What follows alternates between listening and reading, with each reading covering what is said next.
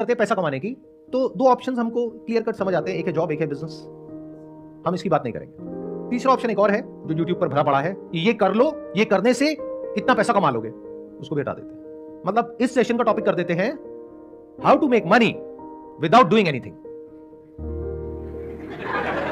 कैसा लग रहा है? कितनों को लग रहा है कि मैं ऐसी हवा में बात कर रहा हूं? कितनों को लग रहा है कि मैं अगर कुछ बोल रहा हूं तो वो बात लॉजिकल होगी और मैं जो बोल रहा हूं अपने एक्सपीरियंस के बेस पे बोल रहा हूं?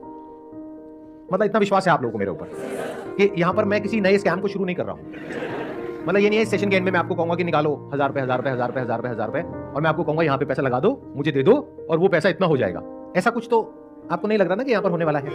पूरा ट्रस्ट है आपके? पूरा ट्रस्ट है। कितनों को पूरा ट्रस्ट है मेरे ऊपर? बढ़िया।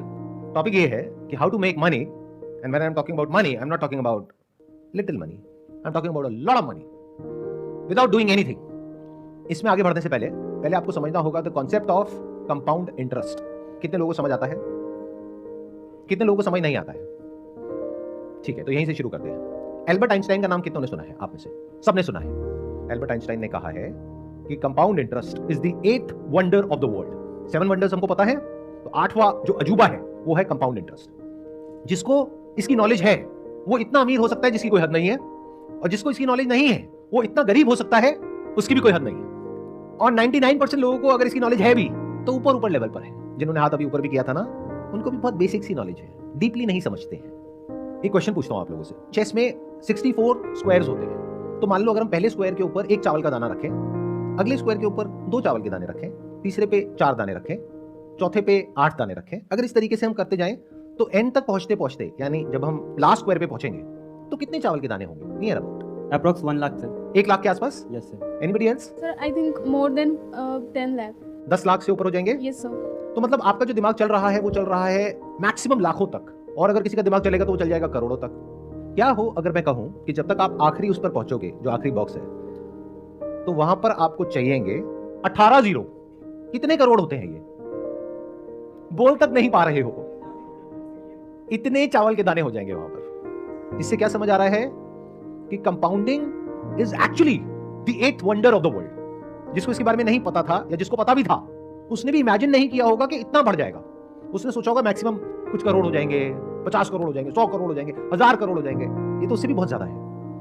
ये है पावर ऑफ कंपाउंडिंग। इसका एक और एग्जांपल देता हूं आपको, बहुत simple, day to day life से कनेक्टेड। आप में से कितनों के पास में क्रेडिट कार्ड है? तो क्रेडिट कार्ड पे आपको पता है कितना इंटरेस्ट लगता है, 1 साल का या 1 महीने का? Sir, around 36%. 36% पर एनम, यानी अराउंड 3% महीने का। यानी कि 10,000 रुपए आपने क्रेडिट कार्ड कंपनी को टाइम से नहीं दिया तो उस पर कितना रुपए लगेगा? 10,300. 300 रुपए सुनने में बड़ा लगता है, तो बहुत छोटा लगता है। अरे 300 रुपए से क्या फर्क पड़ता है? क्रेडिट कार्ड कंपनी बोलती नहीं है कि इसको ईएमआई में ब्रेक कर दो, बट उसमें कितना एक्स्ट्रा लगेगा? सिर्फ 300 रुपए। तो आप कहोगे अच्छा 300 रुपए तो है। इसका मतलब क्या है? आप कंपाउंडिंग को नहीं समझते हो, और नहीं समझते हो तो अभी मैंने क्या कहा था थोड़ी देर पहले कि जो कंपाउंडिंग को नहीं समझता है वो इतना गरीब हो सकता है जिसकी कोई हद नहीं है, और जो समझता है वो इतना अमीर हो सकता है जिसकी कोई हद नहीं है। तो आप अमीर होना तो चाहते हो, लेकिन क्योंकि आप इसको नहीं समझते हो तो आपके जो सारे एक्शंस हैं वो आपको गरीबी की तरफ ले जाएंगे। आप कहोगे 3% ही तो है, क्या फर्क पड़ता है? तो महीने का 3% मतलब साल का कितना हो गया? 36%। ऐसा आपको लग रहा है क्योंकि आप कंपाउंडिंग को नहीं समझते हो। क्योंकि जो 3% आप नहीं भरोगे इस महीने, उसके अगले महीने उस 3% पे भी 3% लगेगा। तो साल के एंड में अगर आप कैलकुलेट करोगे तो वो 36% नहीं है, वो 50% से भी ऊपर है। Do you know what that means? Bank में अगर आप अपना पैसा रखते हो तो कितना इंटरेस्ट मिलता है? 6-7%। यहां कितना दे रहे हो? 50%। तो अमीर कैसे हो गए अंकल आंटी? बहुत सारे लोगों के पास में, जिनके पास में क्रेडिट कार्ड होता है, मैंने देखा है वो क्या करते हैं, वो ये नहीं देखते कि अमाउंट कितना ड्यू है, वो देखते हैं मिनिमम अमाउंट ड्यू कितना है। अच्छा मिनिमम इतना है, चलो ये पे कर देता हूं। बाकी का क्या हुआ? उसमें इंटरेस्ट लगेगा। इसमें क्रेडिट कार्ड कंपनी का तो बहुत बड़ा फायदा है और आपका बहुत बड़ा नुकसान है। तो इस सेशन से पहली चीज जो आपको सीखनी है, जो मैं बोल तो रहा हूं लेकिन मुझे पता है कि आप नहीं सीखोगे, वो ये है कि कभी भी जो आपको ईएमआई पे करनी है उसको डिले मत करो। क्योंकि अभी अगर आपने ये सोचा कि 10,000 के ऊपर 300 रुपए है, तो कल आप ऐसे ही सोचोगे कि 1 लाख के ऊपर 3,000 रुपए तो है। तो अगर आपको मेरी ये बात समझ आ गई है तो ये आपको बचाएगा गरीब होने से। अब दूसरे एस्पेक्ट पे आते हैं कि अमीर कैसे होते हैं इस फंडे को यूज करके। सबसे पहला स्टेप है, अगर आज आपकी एज है 20-22 साल, तो आपको क्या करना है? जो कर रहे हो वही करो, उसको अच्छे से करो, यानी कि पढ़ाई लिखाई। मान करके चलते हैं 25 साल की एज तक आते आते आपकी कहीं पर अच्छी जगह पर जॉब लग जाती है, क्योंकि आपने अच्छे से तैयारी करी है उस जॉब के लिए। ये हो गया जॉब सेगमेंट। दूसरा हो गया कि आपने 20 साल की एज से अपना कुछ करने की कोशिश करी, यानी कि बिजनेस। उसमें से 10 में से 9 फेल हो गए, लेकिन 25 साल की एज तक पहुंचते पहुंचते एक बिजनेस एक स्टेबल पोजीशन में आ गया है, जहां से आपको महीने का ₹1,00,000 आ रहा है। तो चाहे जॉब के रास्ते से चाहे बिजनेस के रास्ते से, मैं मान करके चलता हूं कि 25 साल की एज तक आपको महीने का ₹1,00,000 आ रहा है। बट क्या ₹1,00,000 महीना आपको बहुत अमीर बना देगा? क्या इस सच को देख पा रहे हो? आई एम नॉट श्योर कितने लोग देख पा रहे हैं, क्योंकि इन्फ्लेशन बहुत तेजी से बढ़ रहा है। 5 साल बाद जो आप ₹1,00,000 महीने का कमाओगे, उस टाइम उसकी वैल्यू आज के हिसाब से अंदाजा 50-60 हजार रुपए होगी। तो बहुत ज्यादा नहीं है। अभी सुनने में आपको लग रहा होगा ₹1,00,000 महीना, बट बहुत बड़ा नहीं है। तो अगर आप इसको अचीव कर लेते हो, तब हम नेक्स्ट स्टेप पे जा सकते हैं। यानी क्या, 25 साल की एज में आपने ₹1,00,000 महीना कमाना शुरू किया, यानी साल का कितना कमाया? ₹12,00,000। 5 साल में कितना कमाया? 60 लाख। 40 लाख आपका खर्चा हो गया।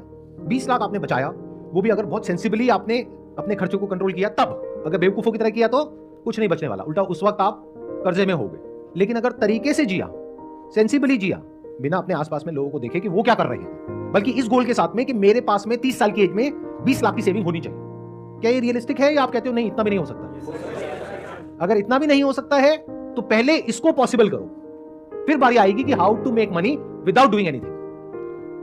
अगर कोई आपको आकर के ये बोल रहा है कि आपके बैंक अकाउंट में कोई पैसा नहीं है, आपके बैंक अकाउंट में 10,000 रुपए है और हम आपको करोड़पति बना देंगे, तो वो 10,000 रुपए आपके अकाउंट से निकलेगा, उस आदमी के अकाउंट में जाएगा, और आपके जैसे और बहुत सारे बेवकूफ मिलेंगे जिनके सबके पैसे उसके पास में जाएंगे, तो आप बनो ना बनो, वो पक्का बनेगा करोड़पति। तो ये मैंने आपको इसकी एलिजिबिलिटी बता दी। 5 साल में कितना कमाया? 60 लाख। 20 लाख आपने बचाया, तो उस 20 लाख का आप क्या करने वाले हो 30 साल की एज में? बहुत सारे लोग तो बहुत ही बड़ी बेवकूफी करते हैं। यानी क्या, ये पैसा उनके बैंक अकाउंट में पड़ा होता है, इसका मतलब उनको कंपाउंड इंटरेस्ट के बारे में कुछ भी नहीं पता है। तो अगर आप ये बेवकूफी करने वाले हो या अभी कर रहे हो, तो सबसे पहले उस पैसे की एफडी करा लो, क्योंकि सेविंग में इंटरेस्ट है 3-4%, एफडी में है 7%। और आजकल तो बहुत सारे बैंक्स ऐसे हैं जहां पर ऑटोमेटिकली ये काम हो जाता है। अब जो न्यू एज बैंक्स हैं वहां पे ये काम ऑटोमेटिकली हो जाता है, यानी आपको मैनुअली नहीं करना पड़ता। कि जैसे ही आपका बैलेंस एक पर्टिकुलर अमाउंट के ऊपर जाता है तो ऑटोमेटिकली एफडी बन जाती है, ऑटोमेटिकली टूट जाती है, उसमें पेनल्टी भी नहीं लगती है। ऐसे भी बैंक्स हैं, तो रिसर्च करो ऐसे कौन से बैंक्स हैं। इसका कितना बड़ा बेनिफिट होगा आपको, अभी आप कैलकुलेट नहीं कर सकते, जैसे वो चेस में आप कैलकुलेट नहीं कर पाए थे। 10-20 साल में अमाउंट कितना बड़ा हो जाएगा आप सोच भी नहीं सकते, अगर सिर्फ यही करते हो जितना मैंने कहा है। तो क्या जो मैंने कहा था वो एक लेवल पे सच नहीं हो गया है? How to make money without doing anything. अभी देखना, एक एक स्टेप हम और आगे बढ़ते रहेंगे। मतलब आपने क्या किया, 2 काम करे अभी तक। एक, कोई भी ऐसा लोन नहीं लिया जिसका इंटरेस्ट बहुत हाई हो, एक आपने ये किया।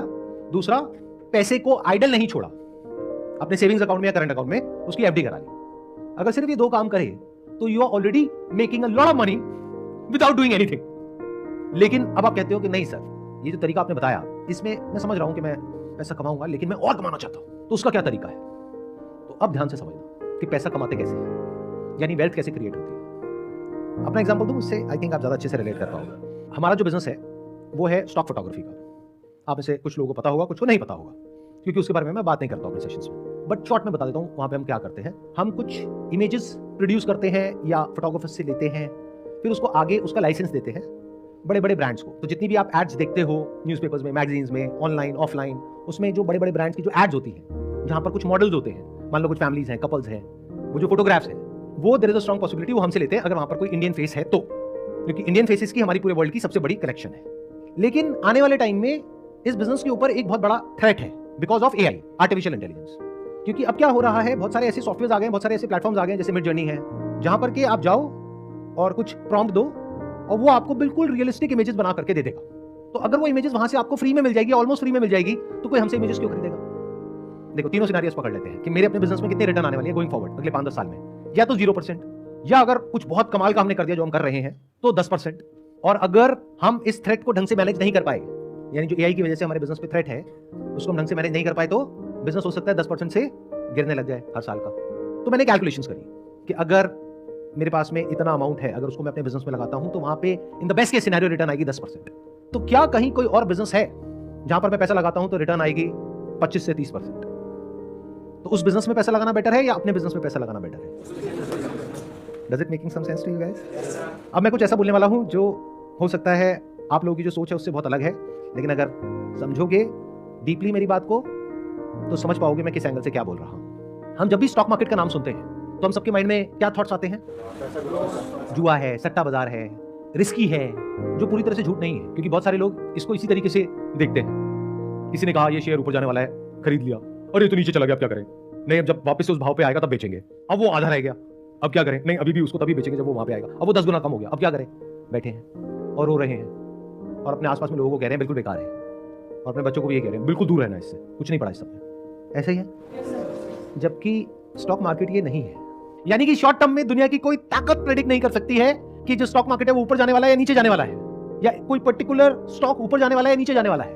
लेकिन लॉन्ग टर्म में उसको प्रेडिक्ट करना बहुत आसान है, अगर आप बिजनेस को समझते हो तो मैंने क्या किया, जब मुझे क्लियरली नजर आ गया कि मेरे बिजनेस का एक सैचुरेशन पॉइंट आ रहा है, तो मैंने डाइवर्सिफाई किया। अब अगर आपकी लैंग्वेज में बात करी जाए तो मैंने एक स्टॉक परचेज किया, बट अगर मेरे पर्सपेक्टिव से बात करी जाए तो मैंने एक बिजनेस को परचेज कर लिया। दोनों में फर्क देख पा रहे हो? कितने देख पा रहे हैं मैंने क्या बोल दिया है? बाकियों को नहीं समझ आ रहा, मैं समझाता हूं। आप स्टॉक मार्केट को कैसे देखते हो? मैंने शेयर खरीद लिया, शेयर बेच दिया, शेयर का भाव ऊपर चला गया, शेयर का भाव नीचे चला गया। मैं ऐसे नहीं देखता। जो भी लोग एक्चुअल में समझते हैं स्टॉक मार्केट को, वो ऐसे नहीं देखते। बल्कि स्टॉक मार्केट भी गलत वर्ड है, बिजनेस को जो समझते हैं वो ऐसे नहीं देखते। वो कैसे देखते हैं कि स्टॉक का जो प्राइस है वो डिसाइड होता है based upon sentiments in the short term, कि मार्केट के सेंटिमेंट्स कैसे हैं, मार्केट में ग्रीड है या फियर है, जिसको बोलते हैं बुल रन है या बियर मार्केट है, उसके बेस पे स्टॉक के प्राइसेस डिसाइड होते हैं। एक बिजनेस की वैल्यू होती है 100 रुपए, उसका प्राइस होता है 20 रुपए, और एक बिजनेस की वैल्यू होती है 100 रुपए, उसका प्राइस होता है 1000 रुपए। मार्केट में ऐसा सब कुछ देखने को मिलता है। तो अगर ये बात आपको समझ आ रही है तो प्राइस को देखोगे सिर्फ इस पॉइंट ऑफ व्यू से कि जो उस बिजनेस की एक्चुअल में वैल्यू है उससे मुझे सस्ता मिल रहा है या उससे महंगा मिल रहा है। बट रोज बैठ करके ये नहीं देखोगे आज ऊपर चला गया तो मैं खुश हो रहा हूं, नीचे चला गया तो दुखी हो रहा हूं। जैसे अगर आप अपना कोई बिजनेस भी करते हो तो उसको क्या सोच करके करते हो कि आज मैंने बिजनेस शुरू किया, अरे ये बिजनेस तो बढ़िया है, अरे ये बिजनेस तो बुरा है, ऐसे करते हो? या बिजनेस में एक विजन होती है कि 1 साल बाद क्या होने वाला है, 2 साल बाद क्या होने वाला है, 5 साल बाद क्या होने वाला है, 10 साल बाद क्या होने वाला है। तो ये देखना आपको आना चाहिए। अब ये कैसे आएगा? एक बुक है बेंजामिन ग्राम की, which is the intelligent investor, उसको पढ़ो। उससे क्या होगा, आपको बेसिक्स समझ आएंगे स्टॉक मार्केट होता क्या है। उसके अलावा एंटरप्रेन्योरशिप के ऊपर बहुत सारी बुक्स है, वो पढ़ो। अगर आप जॉब कर रहे हो तब भी, क्योंकि आपको बिजनेस समझ आना चाहिए। अगर आपको समझ आ रहा है कि बिजनेस क्या है और स्टॉक मार्केट क्या है और लॉन्ग टर्म इन्वेस्टिंग क्या होती है, कंपाउंडिंग क्या होती है, तो स्टॉक मार्केट आपके लिए एक जरिया है या तो एक नया बिजनेस करने का, या जो अपना बिजनेस कर रहे हो उसके अलावा एक और बिजनेस में डाइवर्सिफाई करने का, जो मैंने किया। यानी आज से 6 महीने पहले मैंने क्या किया, पूरे स्टॉक मार्केट को देखा, यानी इंडियन स्टॉक मार्केट, फिर उसमें से फाइनली ढूंढ करके मेरे 100 पैरामीटर्स हैं, उसमें मैंने देखा कितनों पे टिक हो रहा है। किसी बिजनेस में 50 पे टिक हो रहा है, 50 पे नहीं हो रहा है, किसी में सिर्फ 10 पे टिक हो रहा है। फाइनली एक ऐसा बिजनेस मिला जिसमें 100 में से 99 पे टिक हो गया। इससे बेटर अभी तक मुझे और कुछ नहीं मिला है। तो उस बिजनेस में मैंने एक काफी अच्छा स्टेक ले लिया आज से 6 महीने पहले। आज की डेट में मेरे 2 बिजनेस हैं, एक मैं मालिक हूं इमेजेस बाजार का और एक मैं मालिक हूं एक बैंक का। अब जब मैंने ये बोला आपने तालियां बजाई, इसका मतलब क्या है? आपको ये लग रहा है कि मैंने पूरा का पूरा बैंक खरीद लिया। अरे नहीं भैया, I am one of the owners of that bank. Owner कौन होता है और एम्प्लॉय कौन होता है? जो उस बैंक का मैनेजमेंट है वो एम्प्लॉइज है, जो उस बैंक का सीईओ है वो एम्प्लॉय है उस बैंक का, उसको सैलरी मिलती है। बट मालिक कौन है? Share holder is the owner. तो I am the share holder of that particular bank. अब वो बैंक, मेरी कैलकुलेशन कहती है on the most conservative side, it will give me a return of around 30% CAGR in the next 10 years। क्यों? क्योंकि मुझे उस बैंक के बिजनेस मॉडल के बारे में पता है, उसकी सारी एनुअल रिपोर्ट्स होती हैं वो मैंने पढ़ी है, उसकी अर्निंग्स कॉल सुनी है, उस बैंक में मैंने अकाउंट भी खुलवाया है ताकि कस्टमर के पॉइंट ऑफ व्यू से भी पता लगे। मतलब इतना डिटेल में, इतना डीप में गया हूं मैं उस बैंक के कि मुझे एग्जैक्टली पता है कि क्या हो रहा है और क्या होने वाला है। सर एक काम करो ना सर, बैंक का नाम ही बता दो। बिल्कुल नहीं बताने वाला। क्यों? क्योंकि अगर मैं ये बताता हूं तो 2 वजह है ना बताने की। एक, लीगली ये बताना ठीक नहीं है from the regulation point of view, कि मैं ऐसे अगर आता हूं और आकर के आपको बताता हूं तो वो एक तरह से सलाह हो गई। तो I can not give you any advice. तो मैं आपको नहीं बता रहा कि उसका नाम क्या है, खुद फिगर आउट करो। अगर मैंने आपको नाम बता भी दिया बैंक का, आपने खरीद भी लिया, तब भी आप डरे रहोगे। जैसे उस बैंक के शेयर का प्राइस है वो मानो 1 साल बाद आधा रह गया, तो वैसे तो आपके पास में मेरा फोन नंबर नहीं है, लेकिन अगर होगा तो फोन करोगे, सर ये क्या हो गया, सर मैं लुट गया, मैं बर्बाद हो गया। क्यों? क्योंकि स्टॉक मार्केट तो समझ आया नहीं आपको, ना बिजनेस समझ आया है। Never blind trust anyone. Blind trust का मतलब यही है कि आप कुछ देख ही नहीं पा रहे, बस किसी के पीछे पीछे चल रहे हैं। वहां पर हमेशा डर रहता है। आंखें हैं आपके पास में तो देखो, कान है सुनो, दिमाग है समझो कि जो मैंने कहा वो क्या है, और जरूरी नहीं है वही करना है जो मैंने किया, क्योंकि आपको पता ही नहीं कि मैंने क्या किया और किस प्राइस पॉइंट पे किया। जिस प्राइस पॉइंट पे मैंने इन्वेस्ट किया आज ऑलरेडी उससे 50% ऊपर है वो, तो क्या ये प्राइस पॉइंट ठीक है या नहीं है इन्वेस्ट करने के लिए? हो सकता है हो सकता है ना हो, मैं क्यों बताऊं, खुद फिगर आउट करो। तो ये जो आपको क्रच चाहिए होता है ना आगे चलने के लिए, I am not giving you a crutch, I am just telling you how to think.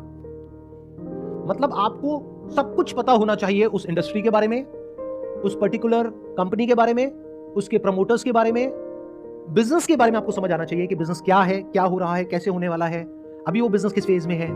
आपको पता होना चाहिए नेचुरल ट्रैक्शन क्या होता है, यानी कि वो बिजनेस अपने आप बढ़ रहा है। यानी बैंक के स्टैंड पॉइंट से अगर समझा जाए तो उस बैंक के डिपॉजिट्स बहुत तेजी से बढ़ रहे हैं। ये सिग्नल है कि पब्लिक को ट्रस्ट है उस बैंक के ऊपर। इसलिए जो मैंने अपना सेकंड बिजनेस किया, ये भी कहना गलत होगा, किया, जिस सेकंड बिजनेस में मैंने इन्वेस्ट किया वो बैंक में किया, क्योंकि इंडिया में जो आरबीआई है वो बहुत स्ट्रांग है, उसकी जो रेगुलेशंस है वो बहुत ही कमाल की है। और आपको एक बहुत मजेदार बात बताता हूं जो हो सकता है आप में से बहुत सारे लोगों को पता भी नहीं होगा। आपने जॉब करी, आपने 20 लाख रुपए कमाया, आपने क्या किया, उस 20 लाख की एफडी करा दी। आपने कहा ये सब जो आपकी बातें हैं ना मेरे को नहीं समझ आती, मैं तो एफडी करा रहा हूं। 20 लाख आपका एफडी में पड़ा है, मान लो वो बैंक डूब गया, बंद हो गया, तो उस 20 लाख का क्या होगा जो आपने एफडी कराई है? ये बात पता है? कितनों को नहीं पता है? हाथ ऊपर करो। मतलब आपका 5 लाख रुपए इंश्योर्ड है, बाकी 15 लाख गया। तो जिसको आप और आपके पेरेंट्स बहुत सेफ समझते हो वो भी सेफ नहीं है, बल्कि मैं ज्यादा सेफ हूं, क्योंकि आप तो एफडी करा के भूले पड़े हो। तो आपको तो तब पता लगेगा जब न्यूज में आ जाएगा। मैं तो मालिक हूं ना उस बैंक का, तो मैं उसको मॉनिटर करता रहता हूं, उसकी अर्निंग्स कॉल सुनता रहता हूं, उसकी जो क्वार्टरली रिपोर्ट्स हैं उसको स्टडी करता रहता हूं। तो कहीं भी कुछ भी गड़बड़ हुआ तो सबसे पहले मुझे पता लगेगा, उसके 6 महीने 1 साल या 2 साल बाद आपको पता लगेगा। तो जैसे ही मुझे पता लगेगा उस दिन मुझे एक बटन दबाना है और वो सारा पैसा मेरे बैंक अकाउंट में आ जाएगा। उस बैंक अकाउंट में नहीं जो बैंक डूबने वाला है किसी दूसरे बैंक अकाउंट में। तो ये ज्यादा सेफ है, ये ज्यादा सिक्योर है। नॉलेज के बेस पे एक्ट करना, specially if that knowledge is backed by facts, data and right understanding, that is much more safe and secure than blindly चलना। तो अगर मेरी बात आपको समझ आ रही है तो शॉर्ट टर्म में अब वो जो आपने इन्वेस्टमेंट करी है वो चाहे ऊपर जाए चाहे नीचे जाए आपको फर्क नहीं पड़ने वाला। जैसे अपने घर में फर्क नहीं पड़ता, या अपने घर का प्राइस रोज चेक करते हो सुबह उठ करके, सुबह जा करके मतलब ऑफिस जाते वक्त या ऑफिस से आने के बाद में, क्या अपने घर के पास में जो डीलर है उसके पास में जाकर के बैठ जाते हो उसके ऑफिस में, भाई आज मेरे घर का क्या दाम है, भाई आज तो 50 लाख रुपए है, अरे कल तो यार 51 लाख रुपए था, आज 50 लाख हो गया, आज क्या भाव है भैया, आज 52 लाख है, अरे मजा आ गया। अरे भाई बेचना हो तो खुश हो या परेशान हो। यानी अगर मैं अपना एग्जांपल दूं तो ये जो बैंक एक ऐसा भी फेज था आज से आई थिंक 4-5 महीने पहले, जब वो बहुत नीचे चला गया, बहुत मतलब 10-15% टूट गया, तो मैं दुखी नहीं हुआ। आज वो स्टॉक बहुत ऊपर है, तो अगर मैं आपको नंबर बताऊंगा तो आपके पैरों के नीचे जमीन निकल जाएगी सुन करके, लेकिन उसकी वजह से मैं खुश नहीं हो रहा हूं। अब एक काम करते हैं, अब मेरे को छोड़ते हैं, आपकी बात करते हैं। यानी 30 साल की उम्र में आपके पास में 20 लाख रुपए है, उसमें से 10 लाख रुपए आपने अपने पास में रखा, जिससे कि अगर कभी कोई प्रॉब्लम आ जाए एकदम से तो आपके पास में इतना पैसा होना चाहिए इमीडिएटली। बचा 10 लाख रुपए, तो 10 लाख रुपए को आपने इन्वेस्ट करा। अगर मेरे स्टैंड पॉइंट से देखोगे तो ये टाइम अच्छा है बैंक में इन्वेस्ट करने के लिए, क्योंकि अगर इंडिया की इकोनॉमी को ग्रो करना है तो बैंकिंग सिस्टम को तो ग्रो करना ही पड़ेगा। तो अगर आप इंडिया की जो ग्रोथ स्टोरी है उस पर आपका विश्वास है तो बैंकिंग सेक्टर तो ग्रो करेगा ही, बिना उसके जो इंडियन इकोनॉमी है वो ग्रो नहीं कर सकती। India is one of the fastest growing economies in the world, तो for India to grow in the next 10 years 20 years banking system has to grow. तो ऐसे में अगर कोई न्यू एज बैंक को आप आइडेंटिफाई कर पाओ जो कि बिल्कुल परफेक्टली पोजीशनड है इसको आने वाले 5-10 साल में एनकैश करने के लिए, और आज या तो रीजनेबली वैल्यूड है या अंडर वैल्यूड है, इसको मार्जिन ऑफ सेफ्टी बोलते हैं, जहां पर आपको पता है कि पैसा डूबने की पॉसिबिलिटी ऑलमोस्ट 0% है, तो ये मेरे हिसाब से अच्छा ऑप्शन है। अगर 30% से आपका पैसा ग्रो कर रहा है ईयर ऑन ईयर, तो ये 10 लाख कितना हो जाएगा? Near about 14 times. प्लस जो आप काम कर रहे हो वहां से आपने 10 साल में कितना कमाया लाख रुपए महीने के हिसाब से? 1 करोड़ 20 लाख। और यहां से कितना कमाया? 1 करोड़ 40 लाख। उसमें से 10 लाख हटा दो जो आपने इन्वेस्ट किया, 1 करोड़ 30 लाख। इसके लिए आपने क्या किया? लेकिन किसी ने तो कुछ किया होगा तभी तो पैसा आया। किसने किया? उस कंपनी के मैनेजमेंट ने किया। अब बैंक बैंक मत बोलो बार बार, कहीं आप सारे जाकर के बैंक में पैसा लगा दो और पैसा डूब जाए और मेरे पास में आओ सर ये क्या कर दिया आपने सर। कंपनी का जो मैनेजमेंट है उसने किया, उन्होंने जो काम किया उसके लिए उनको क्या मिला? सैलरी। बट आपको क्या मिला? प्रॉफिट। और प्रॉफिट हमेशा सैलरी से ज्यादा होता है अगर बिजनेस बढ़िया चल रहा है तो। इसका एक प्रैक्टिकल एग्जांपल दूं, आप में से कितने जिन्होंने बजाज फाइनेंस नाम की कंपनी का नाम सुना है? अभी उसका मार्केट प्राइस क्या है? Any idea? जो स्टॉक मार्केट को ट्रैक करते हो। 7,000 नियर अबाउट 7,000। आज से 10 साल पहले कितना था? यानी अभी 2023 चल रहा है, तो 2013 में कितने का था वो? नियर अबाउट 100 रुपए। तो 10 साल में कितना हो गया? 70 टाइम्स। 20 साल पहले कितने का था? 7 रुपए का। तो 20 साल में कितना गुना हो गया? 1000 गुना। अब ये सब सुनने में बहुत अच्छा लगता है, बट अगर आपने ध्यान से मेरी बात सुनी है, मैं इस सब के बारे में बात नहीं कर रहा हूं। इस चक्कर में क्या होता है, बहुत सारे लोग जब स्टॉक मार्केट में घुसते हैं तो इन एक्सपेक्टेशंस के साथ घुसते हैं कि हमको अगला बजाज फाइनेंस ढूंढना है जो आज 7 रुपए का हो और वो आने वाले 20 साल बाद 7,000 का हो जाए। इस चक्कर में उनको जो 7 रुपए है वो भी 70 पैसे रह जाता है 20 साल बाद। तो मैं इसकी बात कर ही नहीं रहा हूं, यानी मैं पेनी स्टॉक्स की बात नहीं कर रहा हूं, मैं स्मॉल कैप की बात नहीं कर रहा हूं, मैं कुछ हद तक वो बात कर रहा हूं जिस फेज में बजाज फाइनेंस आज से 10 साल पहले था, 20 साल पहले नहीं, क्योंकि वहां पर ये बता पाना कि 20 साल बाद ऐसा कुछ होने वाला है, that was next to impossible. But 10 साल पहले अगर किसी में एक रीजनेबल अमाउंट ऑफ अंडरस्टैंडिंग थी एनबीएफसी सेक्टर की, तो वो प्रेडिक्ट कर सकता था कि 10 साल बाद कुछ ऐसा होने वाला है। तो मैं बात कर रहा हूं उस वक्त वहां पर एंटर करो जब रिस्क कम हो और रिटर्न की पॉसिबिलिटी बहुत ज्यादा हो। मैंने क्या कहा, आपका पैसा 10 साल में कितना गुना हो जाएगा अगर 30% की रिटर्न आई तो 14 टाइम्स। और बजाज फाइनेंस कितना हुआ पिछले 10 साल में? 70 गुना। तो मैं 70 गुने की बात ही नहीं कर रहा हूं, मैं ये 50% कैगर की बात नहीं कर रहा हूं, मैं 25-30% की बात कर रहा हूं। और रिस्क को मिनिमाइज करने के लिए मैंने बैंकिंग सेक्टर को चूज किया because I have fair amount of understanding of that कि वो कैसे काम करती है। प्लस मैंने जो दाव लगाया है वो आप लोगों की बेवकूफी के ऊपर लगाया है, क्योंकि मुझे पूरा विश्वास है आप लोगों के ऊपर कि मेरी वीडियो अपलोड करने के बाद भी आप वही करोगे जो आप करते आए हो। यानी जब क्रेडिट कार्ड का बिल आएगा तो मिनिमम अमाउंट भी देखोगे और वही भरोगे, या फिर देखोगे अच्छा 300 रुपए तो है 10,000 पे, कोई नहीं क्या फर्क पड़ता है। तो मुझे पूरा विश्वास है आप लोगों के ऊपर। आई थिंक हिस्ट्री में पहली बार हो रहा है कि मैं अपने ही बिजनेस को खत्म करने का रास्ता आप लोगों को दिखा रहा हूं जिसमें आपका फायदा है। क्योंकि बैंक का फायदा किसमें है?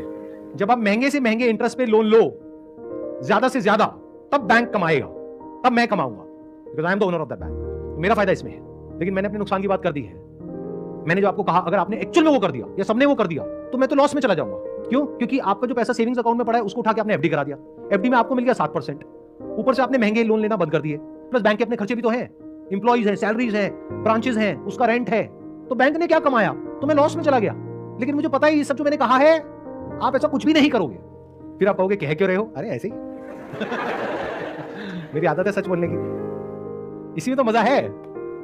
मेरी कैलकुलेशन क्या कह रही है कि इतनी कमाल की वीडियो जिसका नाम इतना कमाल का है कि how to make money without doing anything, उस पर भी व्यूज बहुत ज्यादा नहीं होने वाले हैं इन कंपैरिजन टू जो इंस्टाग्राम पे जो 2 कौड़ी की रील्स होती हैं, उसके कंपैरिजन में इस पर कोई व्यूज नहीं होने वाले। आप शेयर करोगे फिर भी लोग नहीं देखने वाले हैं। यही अगर शेयर करोगे ना व्हाट्सएप पे जाकर के कि अगर ये शेयर नहीं किया 10 लोगों को तो तुम्हारी मां मर जाएगी,